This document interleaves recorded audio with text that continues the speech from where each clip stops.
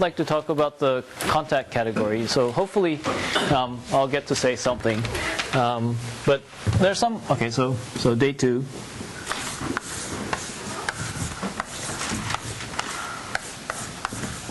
The contact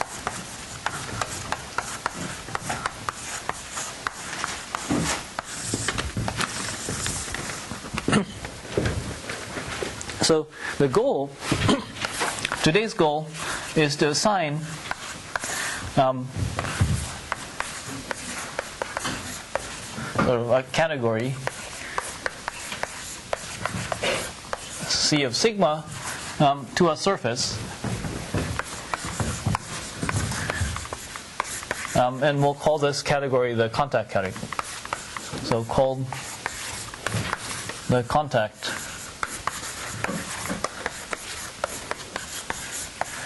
category. So it turns out that, roughly speaking, this category is built out of sort of dividing curves and contact structures, and a priori it really has no reason to be sort of any sort of interesting category. But it actually turns out that this category has sort of distinguished triangles and also satisfies the Octahedral Axiom. So it actually is basically a triangulated category. Well, it's not quite a triangulated category, but sort of can be viewed as more or less a triangulated category. And so that's basically the goal. And if you're sort of interested in things like categorification, roughly speaking, what you're sort of supposed to assign to us, if you're interested in maybe like a 4-dimensional TQFT, then what you're supposed to assign to, so maybe if you're going from top down, to a 4-manifold you assign some sort of number, and to a 3-manifold you assign some sort of vector space, and then to a 2-manifold you're supposed to assign a category. And there's sort of many various sort of kinds of categories you can assign to sort of surfaces and so on, and this is one of them. So before we do this, I need to explain a little bit about sort of, last time I discussed something about convex surfaces. I defined convex surfaces and explained that if I had a convex surface, you just draw a bunch of curves on this, right? You draw some sort of multi-curve that divides the surface into alternating positive and negative regions. Okay.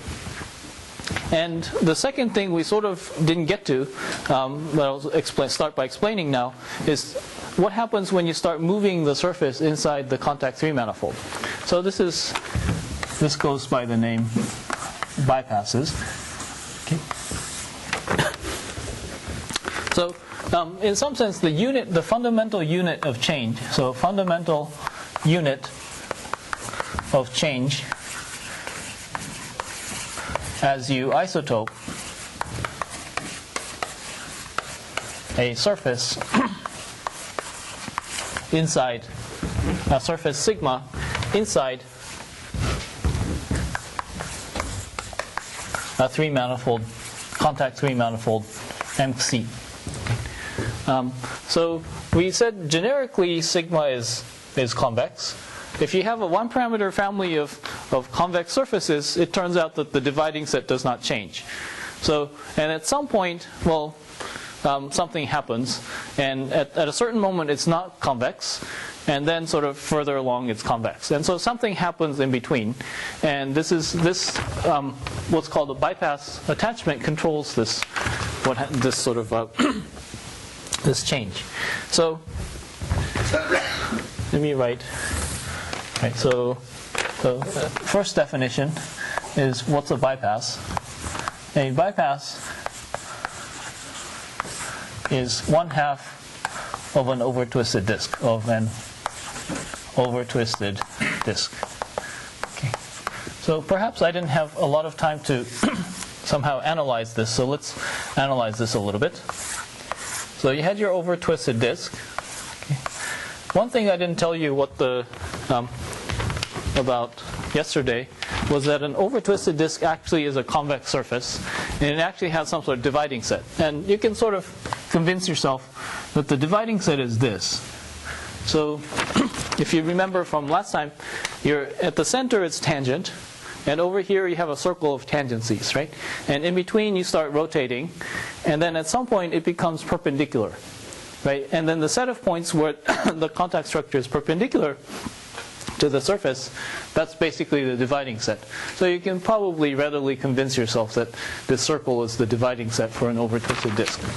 Okay. Okay, so now what do? You take 1/2, so you sort of just cut the over-twisted disk here. Okay. So I don't know, this sort of diameter portion we'll call an arc of attachment. Okay. And then I'm not sure what's maybe this the thing on the outside is called the bypass. And let's sort of think a little bit about the twisting numbers. So remember, these are both leaves of the characteristic foliation. So these are both Legendrian, right? They're tangent to the contact structure. And then you're sort of wondering, okay, so if you have a Legendrian curve or an arc, you care about sort of its twisting number, right? Let's calculate the twisting number with respect to the surface, right?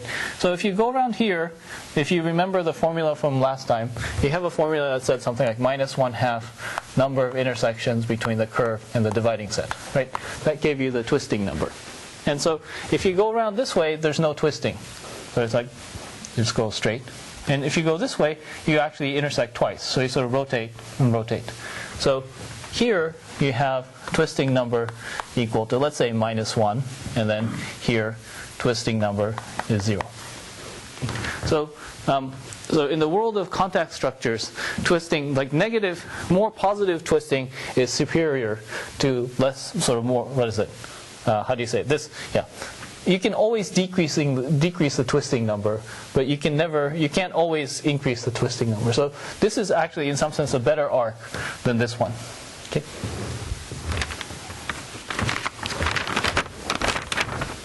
So far, so good.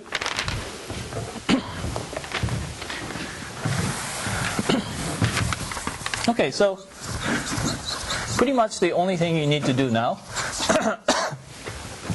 is, given a bypass, you just attach it to a convex surface. So a bypass attachment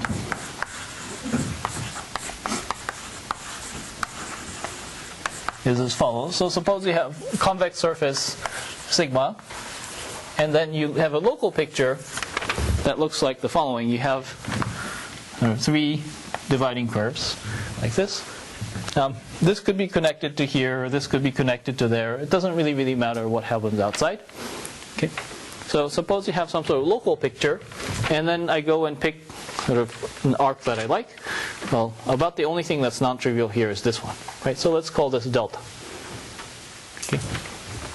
So what you do is you take the bypass, right, like the sort of half disk that's there, and then you glue it onto sigma along delta, let's say from the front. So you take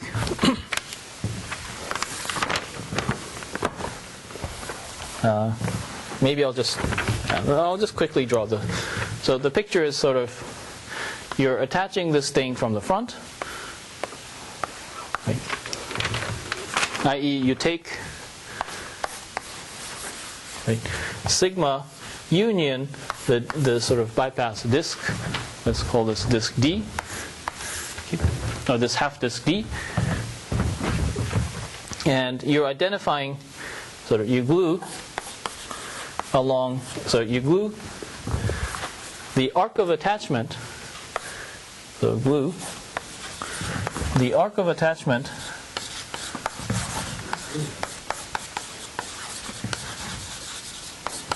to the arc delta, so let's say from the front.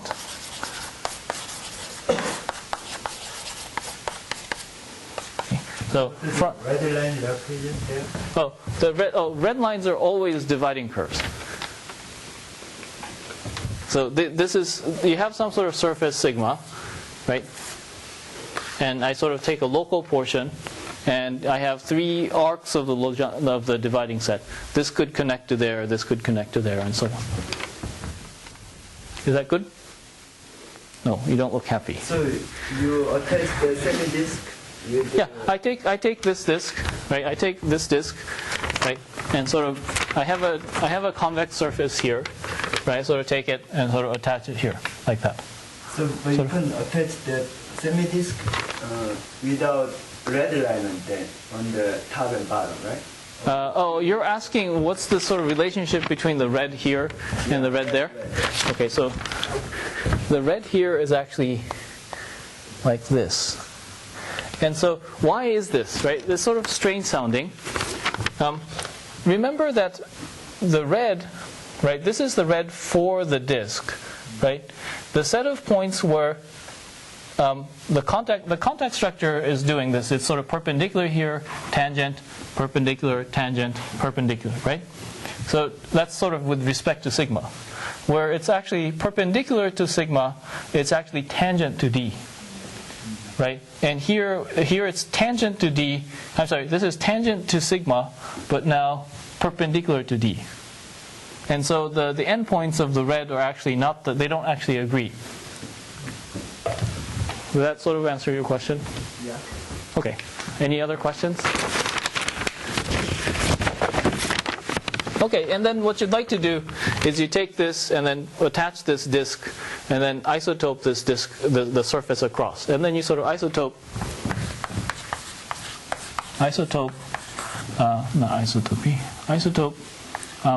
sigma across this disk D to obtain a new convex surface, sigma prime, which actually has the following property. So like after you do this isotopy, you find, alright, so you'll have to do some calculation on your own, but if you actually do this calculation, you notice it happens to do that. Okay. So it actually changes the dividing set in a completely controlled way, and it sort of does that. Okay. So you'll have to believe me. Always such a disk? No, you have to come and look. You have to look for it. And if there is such a thing, there isn't always one. If there is one, for some reason, okay, one sort of reasonable way of looking for it is to look for a surface that's sort of transverse to it, and then maybe looking for things that look like things that have dividing curves that look like that, right, in the transverse surface. But assuming you have one. So, or in other words, what I'm saying is, suppose I have a convex surface, and I sort of somehow notice that it changed after a while. Right? There was some sort of bifurcation, and it sort of changed, form. Then you actually know that there was some bypass there that sort of brought about this change. In some sense, like if you wanted to construct a convex structure. Yeah, sure. You can just sort of randomly attach sort of bypasses at any place you want. That's actually a really good point. You can actually construct contact structures for any homotopy class and so on by using this technique. It's actually pretty straightforward. Okay, just to get a sense of what this is doing, let me give you a couple of examples. So on T2, so I'm going to identify the sides and the top and the bottom. And suppose I have 4 dividing curves now, okay, like this, and the slope is 0. And suppose you attach, let's say, a bypass like here, okay? And let's say you attach it from the front. Then what you get, okay, so you have some line here, and then you get something that looks like this. Okay. If you do this operation, and then you notice that this side is the same as that. And so if you push this across, you notice that you get something that looks like, right? You get that. Okay. So what you're doing is somehow you have 4 dividing curves, and sort of one operation is actually reducing the number of curves. Right? So the number of dividing curves sort of decreases by 2. Maybe this is A. A slightly more interesting thing that it could be doing is the following. Suppose you have 2 like this, and then you have, oops, I got the colors wrong. Suppose I have a bypass that looks like that. Okay. Then Okay, so the way you do it is you sort of take a small neighborhood of this, right, and then compare it to this picture, and then put the stuff in, right? So if you do this, then you find that the resulting thing looks roughly like that. So just to convince yourselves, you maybe draw something like this, and you notice that the way this changes to that is the same as that picture. Okay, and anyways, this has slope, what is it, minus. So it actually changes the slope. Let's call the slope 0 for now. Slope, as you can sort of see it in the blackboard, and this is slope minus 1.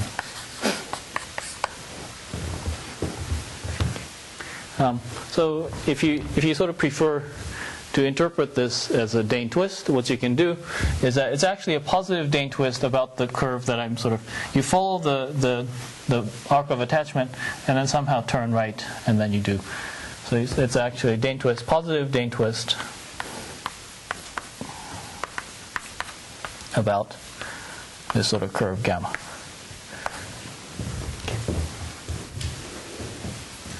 Maybe I got this wrong. Maybe it's negative, but I think it's positive. Yeah, I think it's positive. Okay. Are there any questions?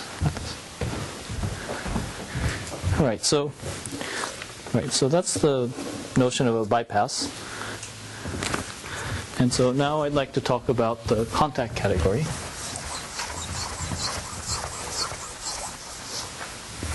I don't understand. Okay. So how did you get from the second square to the third square? From the second to the third? Yeah, so remember that I actually am identifying the sides and the back. So, like, I'm sorry, the top sides and the top and the bottom, right? And so if you're talking about this picture or this one?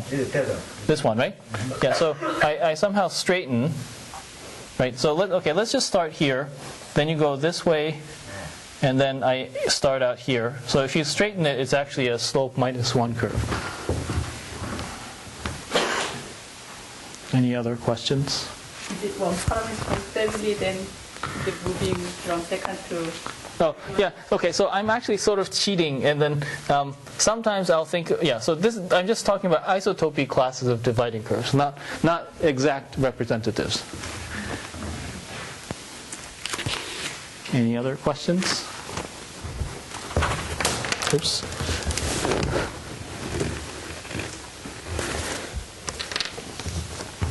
Okay, so we're now ready to introduce the contact category.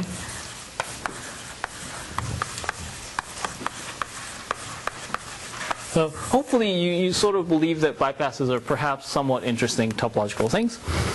So the initial data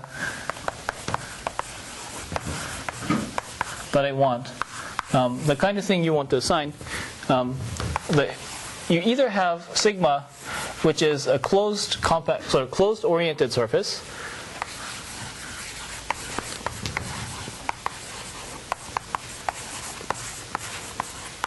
okay.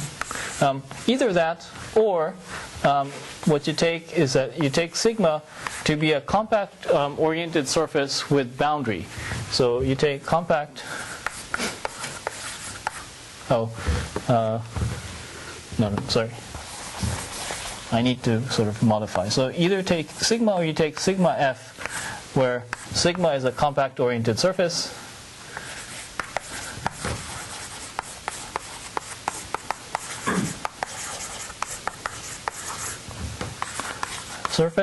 And then f is actually a finite set of points on the boundary of sigma. So this is a finite set on the boundary of sigma, such that f divides the boundary of sigma into alternating positive and negative regions. So such that f, so let's say f divides boundary sigma into sort of alternating positive and negative regions. So alternating positive and negative regions. Okay, so what does this mean? The simplest thing I can draw is a disk right? When you have a disk, and I just put a bunch of points on the boundary. So 1, 2, 3, 4, 5, 6, 7, 8. Right? I put a bunch of points on the boundary and make sure that it actually sort of the complementary regions have signs on them. So let's say plus minus, plus minus, minus plus minus, something like that. So implicit in the data is choice of which one is called plus and which. Yeah, that's correct. Yeah. So also, like I've been lying a little. So the dividing set also has some sort of implicit orientation data. So maybe I sort of orient points. Yeah. And then, roughly speaking, the kind of thing you want to do is sort of think of these as endpoints of dividing curves.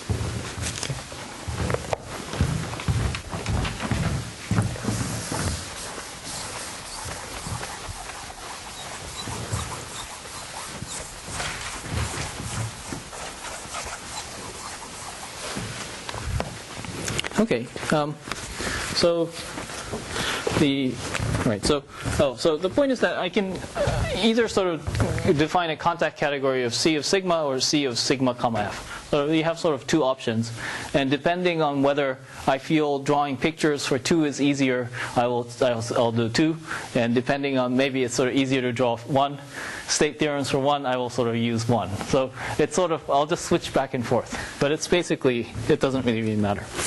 Okay, so let's say C of sigma is defined as follows. So in truth, the category that's easier is the one with points on the boundary. It just somehow closed surfaces are usually harder than surfaces with surfaces with boundary. So this is defined as follows. So initially you'll start thinking, why is this even an interesting category? But slowly I'll try to convince you that this is of some substance. Okay, so the objects, right, so any category needs objects and morphisms. Okay. So there are dividing sets gamma on sigma. Okay. So an object is just some sort of picture, which is a dividing set. And at this moment, if you're sort of somewhat category theoretic person, I'm actually not taking dividing sets up to isotopy. They're actually representatives of this thing. Not sort of actual curves. And then morphisms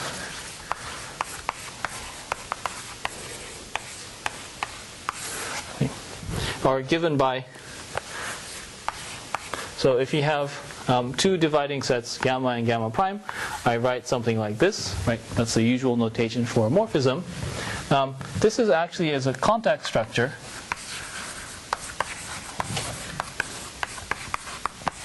on the contact structure C on sigma cross 0, 1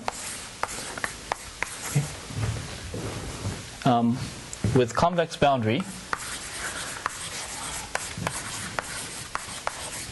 and dividing sets gamma on sigma cross 0 and then gamma prime on sigma cross 1. So nothing particularly fancy. You just take sigma cross with 0, 1 and then you draw some dividing curves here, and then dividing curves, oops, maybe it's the same thing, maybe dividing curves here, and then you take C like that, right, from this to this. And the thing to remember is that, okay, so part of the things, the most important feature of this is that there are arrows, and then it's actually sort of going from one way to the other, right? So you have a dividing set in the back, right? And then you put some contact structure, and then this is going from gamma prime somehow, right? Gamma to gamma prime. There's some directions. But is there if such a morphism exists, yes, also morphism? There's actually an opposite category, i.e., you have the same things and you're sort of reversing directions of arrows. So, yes. And that actually is also a contact category. So, but it's actually a different category. It's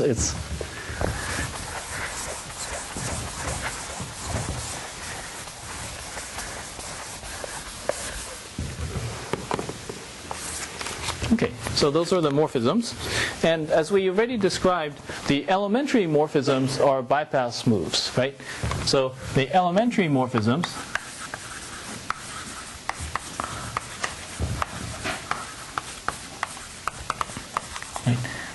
i.e. basically the generators of the homomorphisms, right? So i.e. the generators. Maybe this is not making sense. So an elementary morphism, every morphism can be written as a product of elementary morphisms, or a composition of elementary morphisms. And the most basic one is the one that I already told you, which is the bypass attachment. So generators, so it's a fact that they are bypass attachments.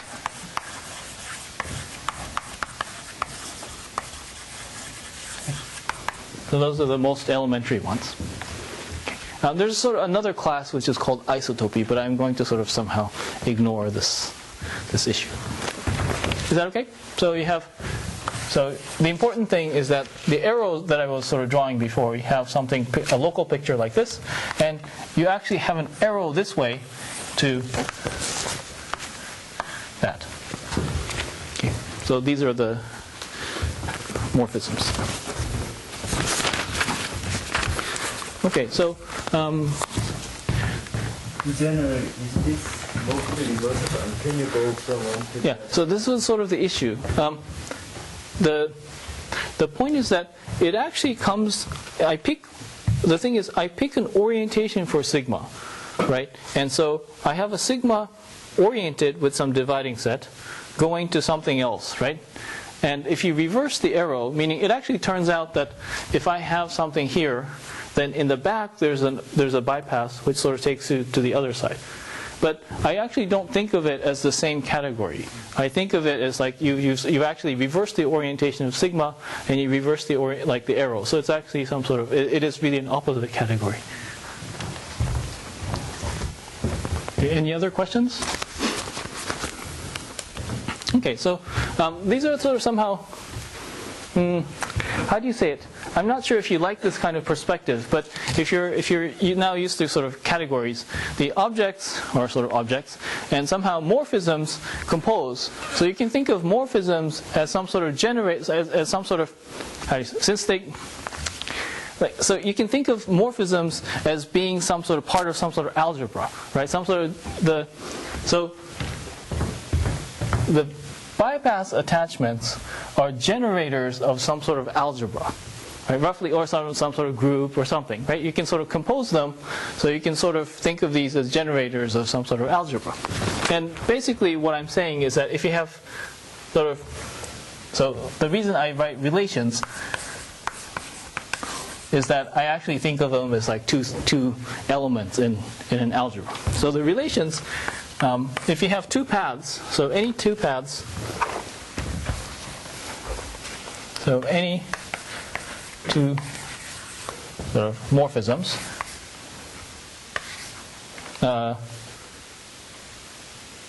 so any two morphisms, any two paths, any two sort of set of compositions, so any two paths, right? So if you have gamma and you have gamma prime, right? And in between, suppose I have gamma 1, gamma 2, ... right? And then, well, these are all sort of bypass operations. And then you have another sequence, gamma 1 prime, gamma 2 prime, ... like that. And suppose they actually are the same thing. Right? Suppose I have a sequence of bypass moves that sort of, you go from one side to the other and sort of, right, you have two paths. Then you can get from one path to another by a sequence of sort of two elementary things. So can be taken to another, can be... You're assuming that all these mean steps are the same gamma? No, I'm not. They're primes on them. So you have two paths and then they might be different, but then the final composition is the same. Can be taken to one another by the following set of moves. The first one is called far commutativity.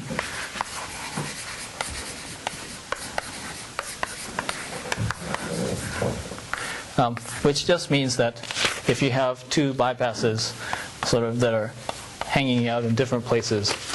If I have a bypass here and I have a bypass here on the same surface, right, you can attach one here and then attach that, or I can attach this one and then attach that. You can This morphism is contact structure or isotopy class of contact? sorry. This one is actually an isotopy class. Is an isotopy class of contact structure.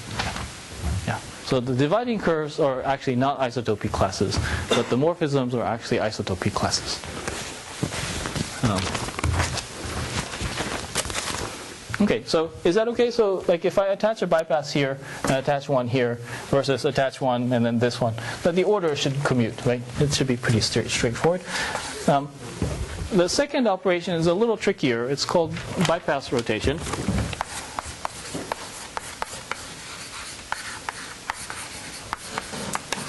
Oh, so I'm cheating a little bit. So there's some sort of isotopies that are hidden, but I'm going to ignore this. The bypass rotation is the following thing. You take, suppose I have a picture that looks like this, and I have an bypass which I'll label as 1. Okay. Then after attachment, I get something that looks like this. It turns out, strangely enough, that inside the sort of sigma union bypass attached along here, you get a bypass here for free. This bypass actually exists for free inside this layer. And so suppose I actually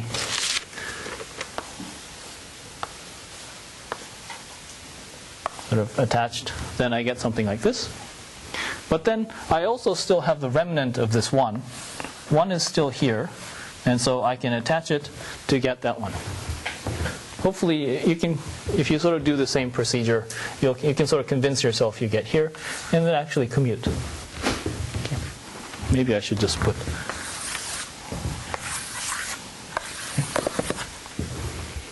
Okay. So you have some sort of commutation relation, where you sort of do two sequences and then you get that. And the claim is that if you have any two paths, you should be able to get from one to another by sort of a sequence of these things. So in some sense, this is right, in some sense the contact category is somewhat combinatorial. Okay. Okay, so unfortunately I'll have to start like describing more things. The contact first the contact category has several connected components. So I need to discuss the connected components of C of sigma. Okay. So for this I need to define a function f, not f, that's phi, which takes you from the object of C of sigma and then gives you some sort of evaluation. So all it's doing is you take a dividing set. Okay? Given a dividing set, you get some number out. Okay? And then the way you assign this number is you take r plus of gamma, you take r minus of gamma, you look at the Euler characteristic of r plus, look at the Euler characteristic of r minus, and take the difference. Okay? So for this purpose, I will now switch to the version with points on the boundary. So suppose I have something that looks like that. Okay? And then I put plus, minus, plus, plus, minus. Okay? And how do I actually do this calculation? I take half disks and so on. I don't care about corners. So this is a disk, this is a disk, that's a disk, disk, disk. Okay? And so I just take 3 minus 2. Okay.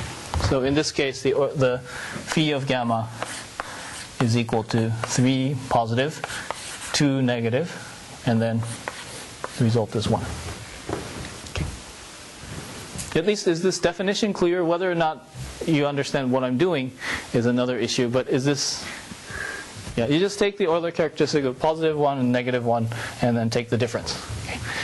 In case you're sort of wondering what this is actually it calculates the first term class of the contact structure. If you sort of now fill this up with a contact structure, it actually calculates the first term class of the contact structure evaluated on the surface. So this actually is sort of a first term class. How do you write this? I'm not really sure. I'll just write first term class of C corresponding to gamma evaluated on the surface sigma. It's really a first term class. Or, yeah. What do you mean by that triangle commuting your dividing sets your actual code? Say that again? Oh, this triangle commuting? Oh, it means that you have a contact structure. You have another contact structure. Right. So composing morphisms means just taking you're concatenating contact structures, right? Yeah. And then these two contact structures are isotopic. It's the same contact structure up to isotopy. But I mean, I don't see that they literally take you to the same dividing set. So this is the initial dividing set. Yeah. This is the final one. But I mean, going across the top of the triangle, going across the bottom, don't give you literally the same curves, do you? So like on the one side you have this dividing set, this picture, right? On the other side you have this picture, right? This one is sort of some picture in the middle, right? It just happened that the contact structure at some level had some picture, right? I guess what I mean is if I take a picture at the bottom and attach a bypass, I don't get a new picture that looks identical to the picture at the It's exactly the same. So let's it's isotopic. It's isotopic, yeah. So I actually cheated. I said something about now plus isotopy. There's actually some sort of isotopy. The two morphisms, or there's some additional morphisms given by. Yes, you're right. Yes. Yeah.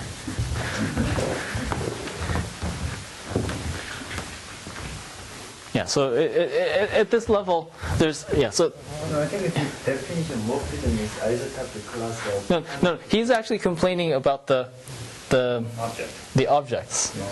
Yeah, so there's actually one hidden operation, which is the sort of context structure given by the isotopy. Yeah, I was actually trying to lie a little bit. Is there an easy reason why you want the objects to be literal curves? Yeah, because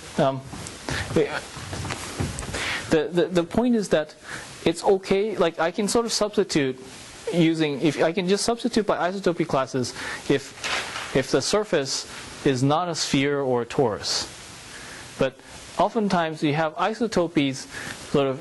If you have a sphere, you can sort of have a loop, right? And you can take the loop around and do various things. It actually starts changing the contact structure. Like suppose I have two loops like this on a sphere, and I sort of just braid it, right? And I think, well, nothing is happening. But it actually, if you sort of think of it relative to these two things, you actually have changed the Hopf invariant. So oftentimes you really want to sort of keep track of do the dividing set on the nose, at the expense of being a little bit sloppy, because there's you have to at this level the relations are all modulo isotopy, right? So in the end you have to sort of put in isotopy at the very end, right? Okay. Yeah. So if you don't like it, you can just so for today, since we don't talk about spheres or tori, just think of it as like isotopy classes. Maybe that's better.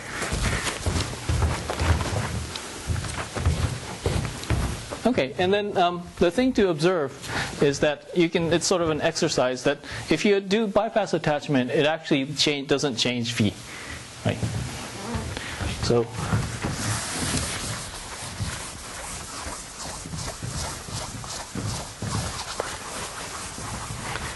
a bypass attachment, so remark. A bypass attachment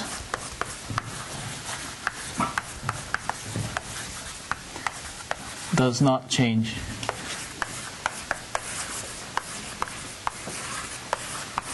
the value of phi.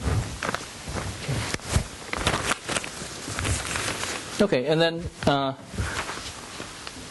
right, so so that means that the contact category C of sigma can really be written as a disjoint union of C of sigma n, where sort of n, what is it? How would you write it? So the objects, well, anyway, so something like that. So n corresponds to the value of phi.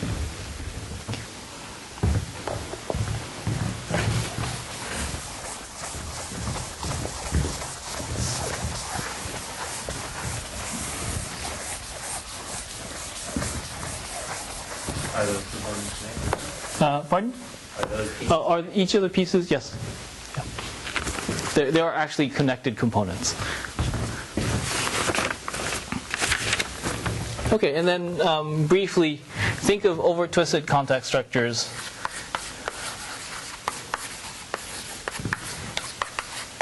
Are really zero objects. So by this I mean, if you take an over-twisted, if you think of it as a zero object, if you sort of compose with an over-twisted contact structure, you get something that's over-twisted. So you're sort of taking anything and you multiply by zero, you still get zero. Okay. That's the way you think of it. I'm sorry, zero morphisms.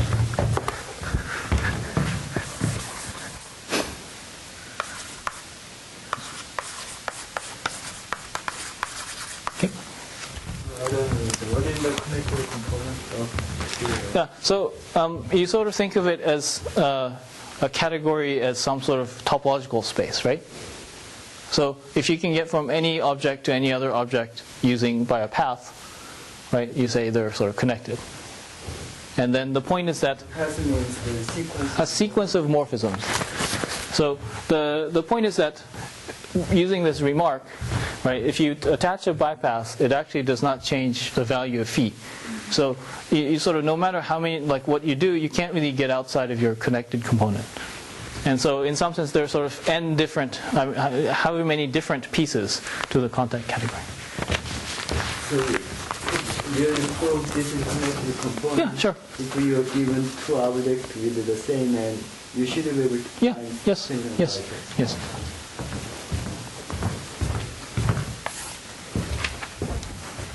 And the thing is, you're allowed to put the bypass anywhere you want, right? Like so it's pretty straightforward. It's some sort of curve. Like you can play with curves and it's straightforward. Okay, so now we need distinguished triangles. Right? If we're going to make it into a triangulated category, you need distinguished triangles.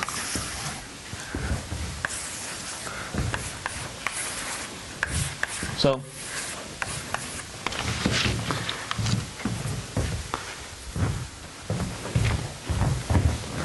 right, so this is called the bypass exact triangle.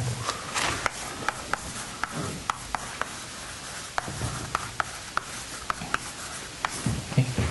So you attach a bypass here, and then you get that.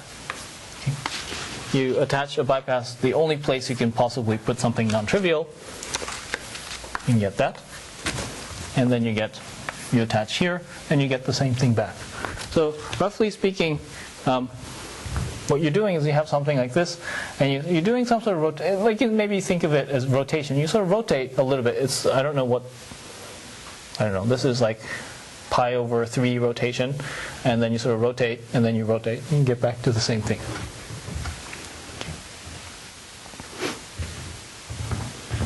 Is it okay what I'm doing? So I attach a bypass here, sort of do the same thing, sort of. And if I call this A, B, C, okay, maybe I should give you some sort of indication of why this is actually a reasonable thing to do, and why this is maybe this is an exact sequence. So one indication is that if you compose any two in a row, you expect the sort of d squared to be 0, the composition to be 0, right? So if you actually compose this and that, it turns out that the composition is over twisted. So I don't know. At least there's some sort of evidence that this is not completely ridiculous. Okay. Okay, and then there's this thing called the shift functor. So I need to say a little bit. Right. Whenever you have some sort of exact triangle, you sort of go around, you go A, B, C, and then you sort of come back. You don't necessarily go back to the exact same thing. It's you sort of end up doing, like, the functor is called shift functor, and you sort of do FB, FC, and then you go to F squared A, F squared B, F squared C, and so on. Okay. Well, in this case, the shift functor is actually just the identity. Okay. Usually in homology theories, your shift functor actually would be degree shift by -1.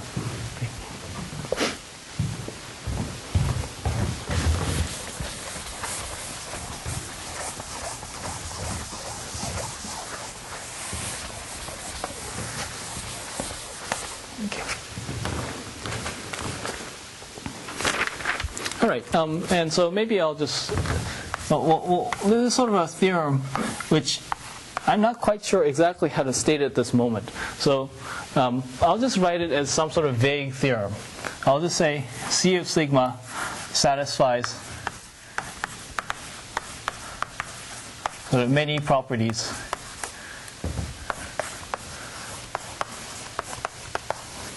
of a triangulated category.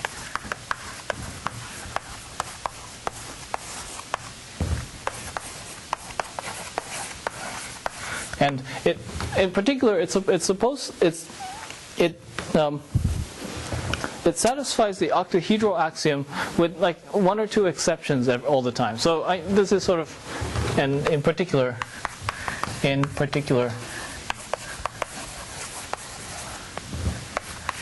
octahedral axiom. And so I'm going to put a star here saying there actually is some exceptions at this moment. So exist certain sort of octahedra that are slightly annoying exceptions. But for the most part, it's actually true. Okay, and then the proof of this is this picture that I was drawing. Okay.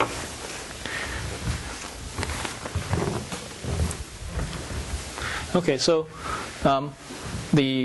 if you've never seen the octahedral axiom for a triangulated category, which probably is most of you, then okay, so there's sort of, okay, you have an octahedron, and each edge is actually directed, and there are four types, so there are two types of edges, two types of faces. There are some that are sort of triangles that go around, right, and then ones that actually sort of look like commuting triangles. And these are the exact triangles. The ones that go around are the exact triangles. There are four of them, and they're never adjacent to one another. So you have one exact triangle, another exact triangle, one here, and one in the back. Okay. And there are four commuting triangles. One, what is it? I can't find the others. 2, and then 3, and then 4. There are four commuting triangles.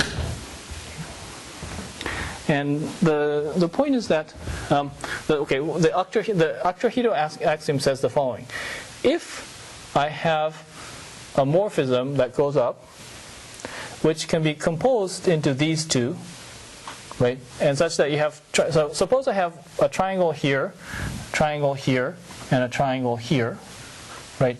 Then there's a map here which makes, or sorry, the composition here sort of fits into a triangle in the front such that the remaining triangles commute. Okay, so suppose I have 3 triangles, then you have a 4th triangle in the front such that sort of all the things commute. So you start with 3 distinguished triangles. 3 distinguished triangles, yeah. Distinguished yes, triangles. that's correct. That's right. Okay. And the point is that you reduce the proof to this particular picture. And by this I mean, okay, so if you think a little bit what the thing in the back is, if you draw an arc here, attach a bypass here, you get that. And then, so this is 1, And if I draw a bypass here and attach here, I get 2. And then if I attach here, I get that, 3. So this is exactly this bypass rotation triangle. So you have a bypass rotation triangle, not an exact one, right? And the point is that you can show that you can always, whenever you have a bypass move which is composable into 2 others, you can show that it's actually exactly a bypass, sort of this bypass rotation move. Okay, so you always get into this case, and then the important thing is that this is all on the level of contact structures. You have a contact structure from here to here, which is the same as a contact structure that goes this way, right? And so on. Is that okay? I don't know if you understand anything, but at least you sort of understand sort of that there is something like this. I mean, are you going to tell us more about what is the triangulated category? Or is this it? No, this is like I just gave you the So I just gave you the octahedral axiom of a triangulated category. So the first couple of I should probably say a couple of things about the first few axioms. The first axiom is that it's an additive category. And an additive category roughly means that your HOMs are like groups, or are things that have structure, right? And well, if you sort of look at the contact category, the HOMs are not they're not additive groups of any sort, right? They're just contact structures. So immediately your thing is not an additive category.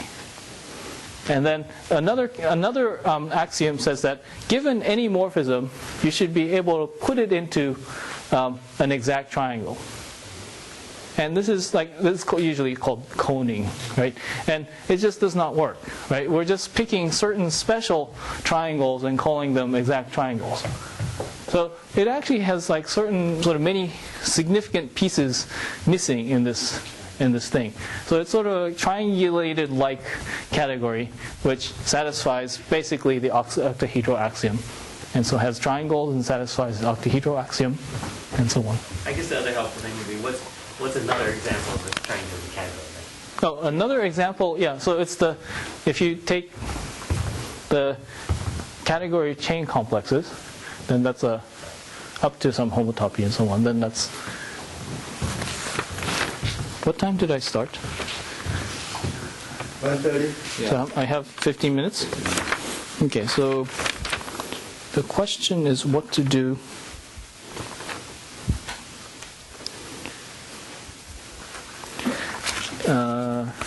I'm not sure if I want to do something a little bit more complicated, but maybe I will do so.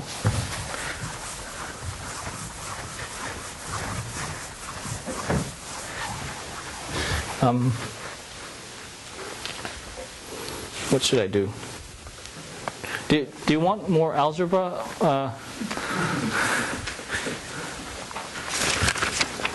Yeah. Whatever you think. Yeah. So maybe we'll do something like so. So as if this wasn't complicated enough, I'm going to talk about the universal cover of the contact category. Okay. So at the very end, you will actually find out this universal cover is a really, really useful thing. And it actually is the correct thing that categorifies various classical representations and so on. So, right, so suppose we have a connected component. So let C of sigma n, right, be a connected component.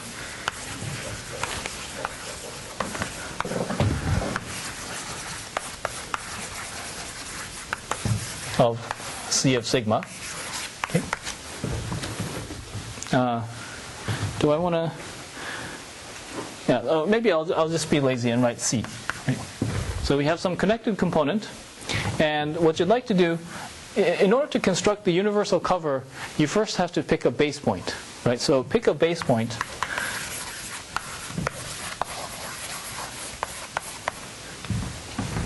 Gamma naught. Okay. So i.e. a dividing set in C. Then you take the universal cover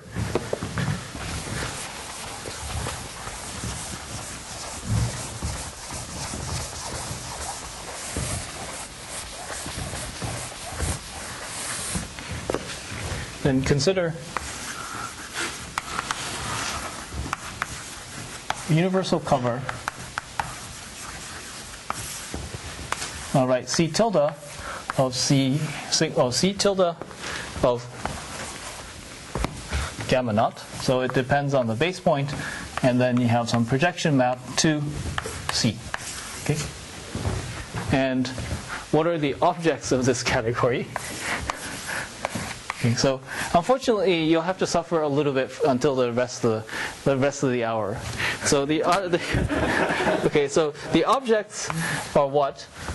I picked a base point, right? So here, an object is just some sort of dividing set, right? And you want something that goes down to the dividing set. And an object here is something I'll write as such, right? This is actually, zeta is now, well, it could be a contact structure, but it's actually, you view it as a homotopy class of two-plane fields.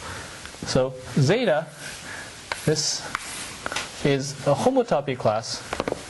So this is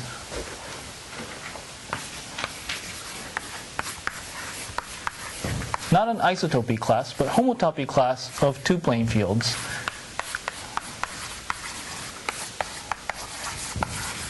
Zeta, right, which are contact in a neighborhood of gamma naught and gamma, such that you have dividing sets gamma naught and gamma. So which are contact near sigma cross 0, 1. Maybe I shouldn't even write this, and have dividing set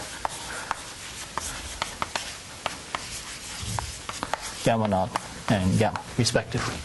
Okay. So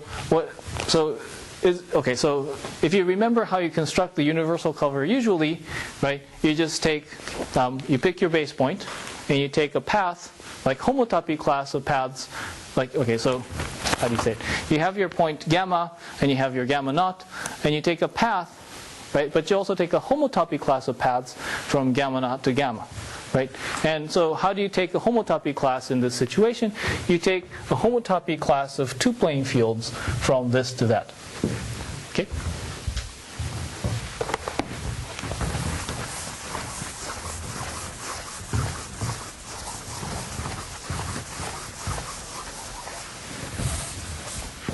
Okay. So that was that. And then morphisms.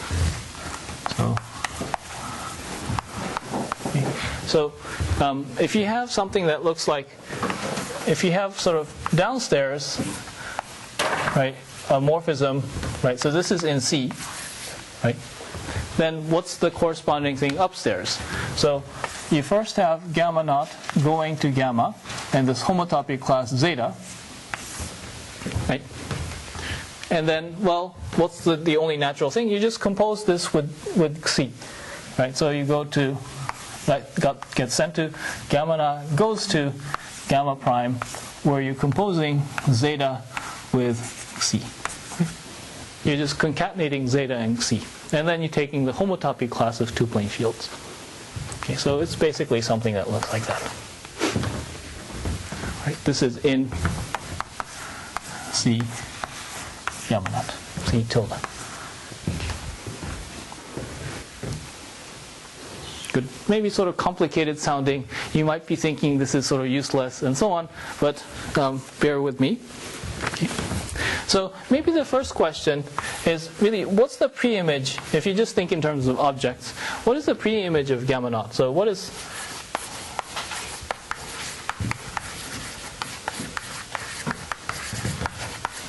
of some sort of gamma? But if I take an object, what's the preimage, right? In other words, what are the homotopy classes of two-plane fields of, and the answer is pretty easy. Well, actually, it's not so easy because the isomorphism is not really canonical. So it's z plus h1 of sigma with z coefficients. So the preimage of over each point, there's actually sort of a ton of stuff over it.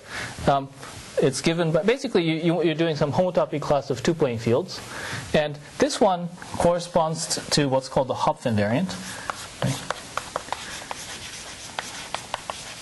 Right? And then this one is basically the dual of this. How do I want to? But basically, this is Chern class data. Right? So remember, I was telling you about how you evaluate, how you compute Chern classes given sort of disks. This is basically the Chern class data.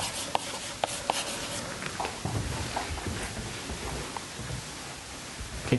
So the pre-image is sort of complicated. Well, it's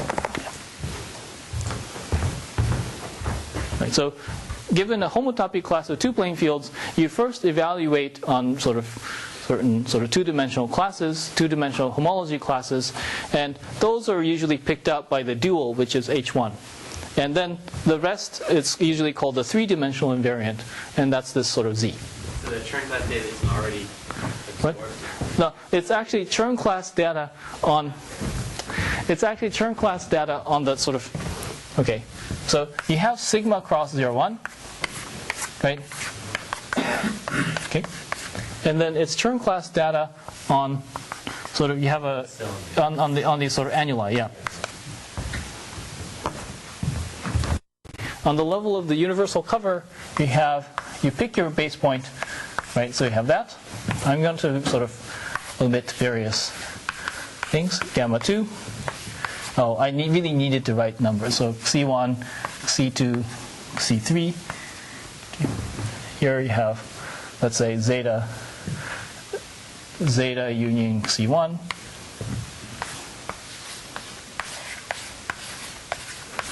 Zeta union C1 union C2, and then you sort of go maybe something like that. But it sort of turns out that this time the shift functor is not the identity, thankfully. So the shift functor, right? So what the shift functor does is it's supposed to take f, right, from gamma naught to gamma 1 with zeta, right? It gets sent to the thing when you go around once, right? The thing when you go around once is gamma naught to gamma 1, and then you have zeta union C1 union C2 union C3, right? And you're interested in that homotopy class. Okay.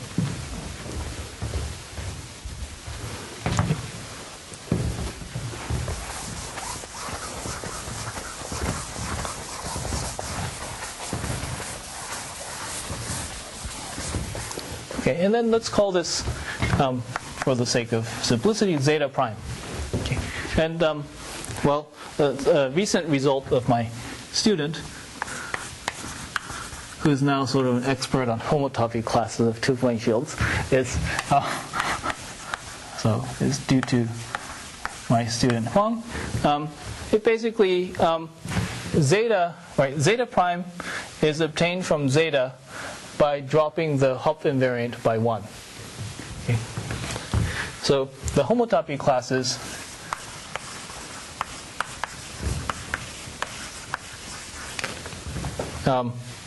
of zeta and zeta prime, okay, have the same Chern class,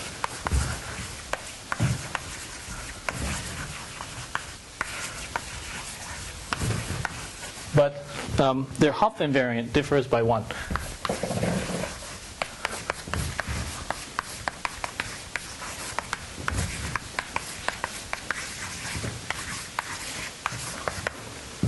Okay. So what's actually happening is that in this universal cover version, you sort of do this bypass attachment, and after you go around once, your Hopf invariant's actually dropped. So somehow you actually have a genuine shift functor, which makes sense. So, which is sort of not completely trivial. Okay. Okay, so i.e., right, the shift functor is really grading shift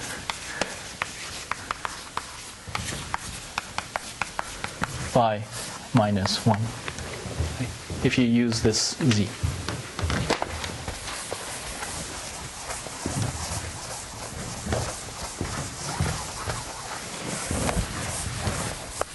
particularly doesn't really depend on choice of exact triangle. It doesn't depend on. On the bypass triangle. So you have several. For each triangle, Yeah. you shift down by 1. So the homotopy class. Yes. Yeah. So therefore, it only depends on theta.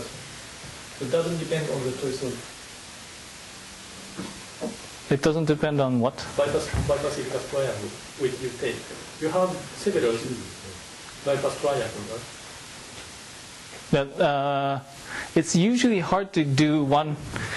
If you want to get from this to the next level, there might be several, but usually there's only. It's sort of yeah. You're right. It doesn't depend on the bypass triangle. That's right. So usually I thought this shift function somewhere the category Yeah. is defined without regarding this triangle, distinguished triangle. Right? Yeah, there is there's some sort of auto-equivalence. There's some isomorphism of categories. So And- that is a shift function Yeah, here. it's independent of the, as Carl was saying, yeah, it's independent of the triangles. Okay, this is sort of a little bit uncomfortable place to stop.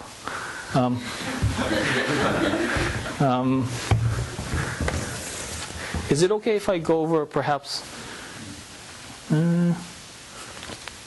maybe I'll stop.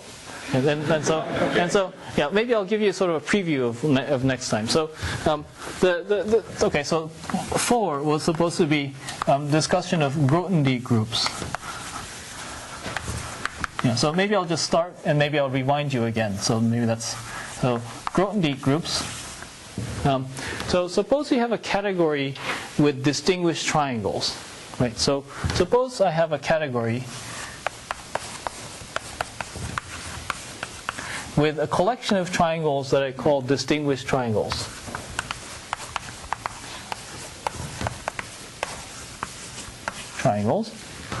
Then the Grothendieck group, so the K0 of sigma, this is the Grothendieck group.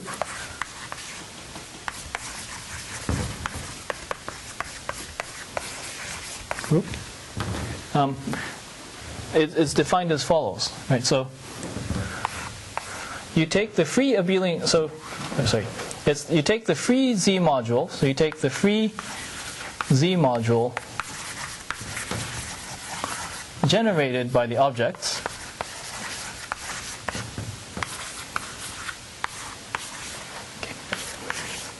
Okay, so you take a free Z module generated by sort of the dividing set, and then I'm up to isomorphism now. Okay, up to up to two things are isomorphic if they're isotopic. Okay, and then you quotient out by relations. So if I have a triangle that looks like A, B, C, T. Oh, I should have called TA maybe FA, FB, FC, and so on. Right. Given any sort of triangle, I use relations that look like B equals A plus C. Okay? So the middle is equal to A plus C. So this one is equal to the two next to it. So C is equal to B plus FA, and so on. Right? You use relations that look like these.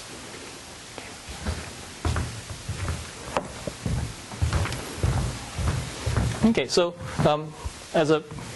maybe I'll just sort of, okay, so I'll say a little bit more and then I'll stop. So the first observation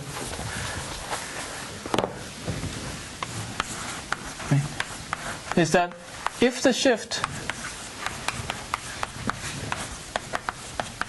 is actually the identity, you have some sort of issue. Well, it's okay, but we know that B equals A plus C, and then C equals B plus A, right?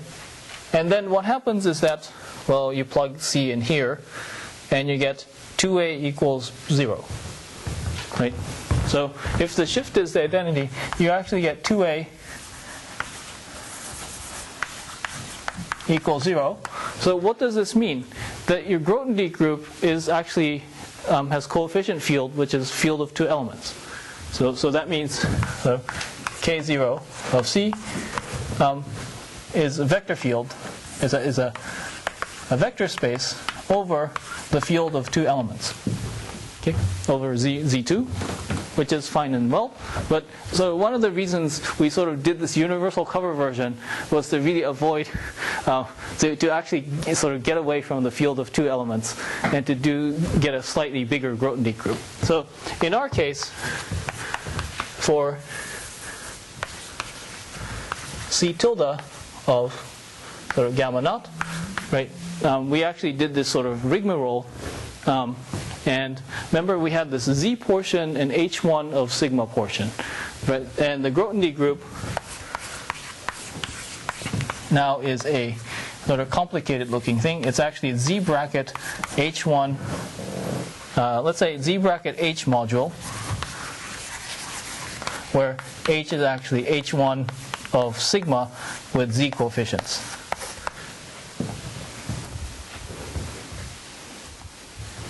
Okay, so the sort of extra hard work actually pays off a little bit because your modules actually become slightly more complicated. So anyway, so next time I'll tell you what you actually get and sort of how this sort of factors into certain sort of categorical concerns. Okay.